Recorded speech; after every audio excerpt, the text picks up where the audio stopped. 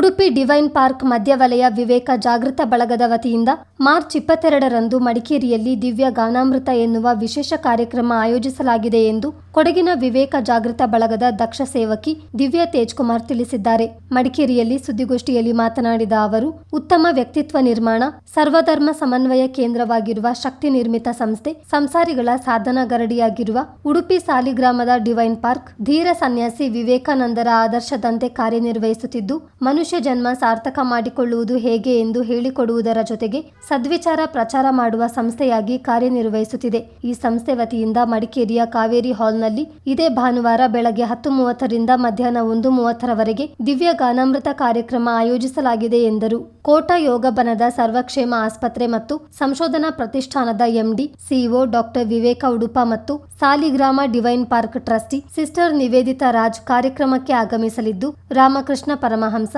ಶಾರದಾ ಮಾತೆ ಹಾಗೂ ಸ್ವಾಮಿ ವಿವೇಕಾನಂದರ ವಿಚಾರಧಾರೆಗಳನ್ನು ಸರಳವಾಗಿ ತಿಳಿಸಿಕೊಡಲಿದ್ದಾರೆ. ಇದೇ ಸಂದರ್ಭದಲ್ಲಿ ಈ ಮೂವರು ಮಹಾನ್ ವ್ಯಕ್ತಿಗಳ ಜೀವನ ಸಂದೇಶಗಳನ್ನು ಇಂಪಾದ ಭಕ್ತಿ ಗಾಯನದ ಮೂಲಕ ಪ್ರಸ್ತುತಪಡಿಸಲಾಗುವುದು. ಮಹಾತ್ಮರ ಜೀವನ ಚರಿತ್ರೆಯಲ್ಲಿ ಎದುರಿಸಿದ ನೋವು, ನರಳಾಟ, ಸಂಕಟ, ಸಂಕಷ್ಟಗಳನ್ನು ದೈವಬಲದ ಪ್ರೇರಣೆಯಿಂದ ನಿರ್ವಹಿಸಿದ ಪರಿಯ ಬಗ್ಗೆ ವಿಚಾರ ವಿನಿಮಯ ಇರಲಿದೆ. ಸತ್ಸಂಗ, ಭಜನೆಯನ್ನು ಏರ್ಪಡಿಸಲಾಗಿದೆ ಎಂದು ದಿವ್ಯ ತೇಜ್ಕುಮಾರ್ ಮಾಹಿತಿ ನೀಡಿದರು.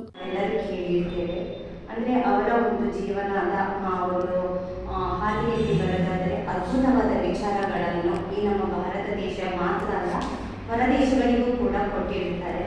ಹಾಗೆಯೇ ಈ ಒಂದು ಅವರ ಒಂದು ಜೀವನಾವಧಿಯಲ್ಲಿ ಅತ್ಯಮೂಲ್ಯವಾದ ವಿಚಾರಧಾರೆಯನ್ನು ಕೂಡ ನಮಗೆ ಕೊಟ್ಟು ಹೋಗಿರ್ತಾರೆ.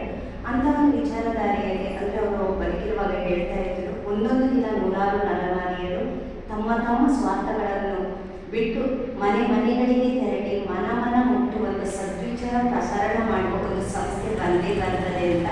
ಅದೇ ಈ ಡಿವೈನ್ ಪಾರ್ಕ್ ಉಡುಪಿ ಜಿಲ್ಲೆಯ ಸಾಲಿಗ್ರಾಮದಲ್ಲಿ ಇರುವಂಥದ್ದು. ಇದರ ಒಂದು ಮುಖ್ಯ ಗುರಿ ಏನು ಅಂತ ಹೇಳಿದರೆ, ಪ್ರತಿಯೊಂದು ವ್ಯಕ್ತಿಯನ್ನು ಉತ್ತಮ ವ್ಯಕ್ತಿತ್ವದ ಕಡೆಗೆ ಕರೆದುಕೊಂಡು ಹೋಗುವಂಥದ್ದು, ವ್ಯಕ್ತಿತ್ವ ವಿಕಾಸನ, ಅದರಿಂದ ರಾಷ್ಟ್ರೋದ್ಧಾರ, ಅದರಿಂದ ಲೋಕೋದರದೆಡೆಗೆ ಸದ್ದಿಲ್ಲದೆ ಸುದ್ದಿ ಮಾಡದೆ ಹೆಜ್ಜೆ ಹಾಕುತ್ತಿರುವಂಥ ಜಗತ್ತಿನ ಏಕೈಕ ಒಂದು ಆಧ್ಯಾತ್ಮಿಕ ಸಂಸ್ಥೆಯಾಗಿದೆ.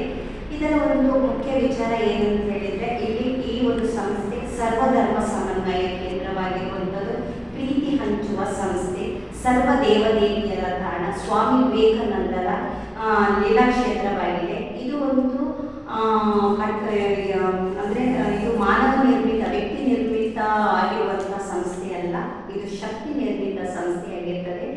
ಮತ್ತು ಒಂದು ಸಂಸಾರಿಗಳ ಸಾಧನಾ ಗರಡಿಯೂ ಹೌದು. ಅಂದರೆ ನಮ್ಮಲ್ಲಿ ಎಷ್ಟೋ ಆಧ್ಯಾತ್ಮಿಕ ವಿಚಾರಗಳ ಬಗ್ಗೆ ನಮಗೆ ಅರ್ಥವೇ ಗೊತ್ತಿಲ್ಲದೆ ನಮ್ಮ ಜೀವನವನ್ನು ನಡೆಸ್ತಾ ಇದ್ದೇವೆ.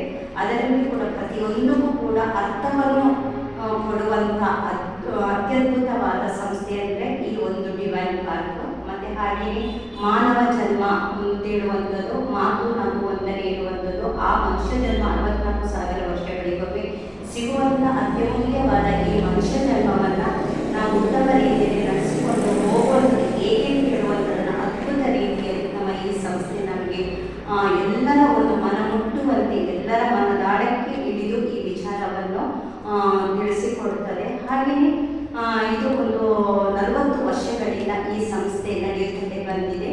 ಡಾಕ್ಟರ್ ಚಂದ್ರಶೇಖರ್ ಉಡುಪ ನಮ್ಮ ಸದ್ಗುರುಗಳಾಗಿದ್ದು, ಅವರನ್ನು ನಾವು ಪ್ರೀತಿಯಿಂದ ಡಾಕ್ಟರ್ ಜಿ ಅಂತ ಕರೀತೇವೆ.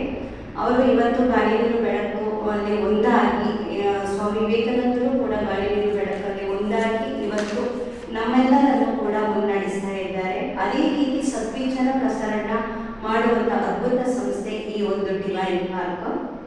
ಹಾಗೆಯೇ ಅಂಥ ಸದ್ವಿಚಾರ ಪ್ರಸರಣ ಮಾಡುವ ಒಂದು ನಿಟ್ಟಿನಲ್ಲಿ ಅದ್ಭುತವಾದ ಇವತ್ತು ಕೊಡಗಿನಲ್ಲಿ ಒಂದು ಕಾರ್ಯಕ್ರಮಗಳ ಒಂದು ಆಯೋಜನೆ ಆಗಿದೆ. ಆ ಕಾರ್ಯಕ್ರಮವೇ ದಿವ್ಯ ಗಾನಾಮೃತ ಕಾರ್ಯಕ್ರಮ ಅಂತ ಹೇಳುವಂಥದ್ದು. ಈ ಕಾರ್ಯಕ್ರಮದ ಉದ್ದೇಶ ಏನು ಅಂತ ಹೇಳಿದರೆ, ಒಂದು ಸನಾತನ ಹಿಂದೂ ಧರ್ಮದ ಭವ್ಯ ಪರಂಪರೆಯ ಒಂದು ಮಹಿಮೆಯನ್ನು ನಮಗೆಲ್ಲವೂ ಕೂಡ ಅದ್ಭುತ ರೀತಿಯಲ್ಲಿ ಜಾಗೃತಗೊಳಿಸುವಂಥದ್ದು. ಹಾಗೆ ಭಾರತೀಯ ಪ್ರಾಚೀನ ಸಂಸ್ಕೃತಿಯ ಭವ್ಯ ಆಧ್ಯಾತ್ಮಿಕ ವಿಚಾರಧಾರೆಯನ್ನು ಕೂಡ ಇಲ್ಲಿ ನಮ್ಮಲ್ಲಿ ಎಲ್ಲರ ಮನಮುಟ್ಟುವಂಥ ವಿಚಾರಧಾರೆಯನ್ನು ಹೇಳುವಂಥದ್ದು. ಹಾಗೆ ಶ್ರೀ ರಾಮಕೃಷ್ಣ ಪರಮಹಂಸರು ಹಾಗೂ ಶ್ರೀ ಶಾರದಾ ಮಾತೆ ಹಾಗೂ ಸ್ವಾಮಿ ವಿವೇಕಾನಂದರ ಅವರ ಒಂದು ಜೀವಿತದ ದಿವ್ಯ ಸಂದೇಶಗಳನ್ನು ಭಕ್ತಿ ಗಾಯನದ ಮೂಲಕ ಎಲ್ಲರ ಮನ ಅರಳಿಸುವಂಥ ಅದ್ಭುತವಾದ ಸುದ್ದಿಗೋಷ್ಠಿಯಲ್ಲಿ ಉಡುಪಿ ಡಿವೈನ್ ಪಾರ್ಕ್ ವಿವೇಕ ಜಾಗೃತ ಬಳಗದ ಕೊಡಗಿನ ವಿವಿಧ ಸ್ಥಳಗಳ ಪ್ರಮುಖರಾದ C K Prabhavati, Leela Shetty, C K Sulochana, C M Akkamma ಹಾಜರಿದ್ದರು. ಚಿತ್ತಾರ ನ್ಯೂಸ್ ಮಡಿಕೇರಿ.